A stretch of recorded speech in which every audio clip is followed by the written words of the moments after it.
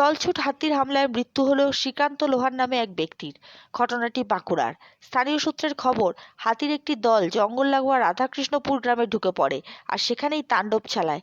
তার মধ্যেই পড়ে যায় শ্রীকান্ত লোহার নামে ওই ব্যক্তি। হাতিটি তাকে শুঁড়ে তুলে ঘুরিয়ে পায়ে পিষে ফেলে দেয়। বাঁকুড়া থেকে তাপস সিনহার রিপোর্ট, ক্রাইম ব্রাঞ্চ।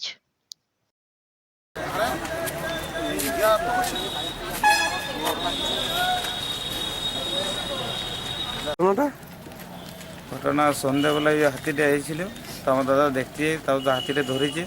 হাতি ধরার পর দাদাকে শেষ করে দিল। তারপর আমরা ছাড়াতে পারে নাই গ্রাম থেকে। কি নাম তোমার দাদার? দাদার নাম শ্রীকান্ত লোহা। বয়স কত হবে? 28 থেকে 30 বছর হবে।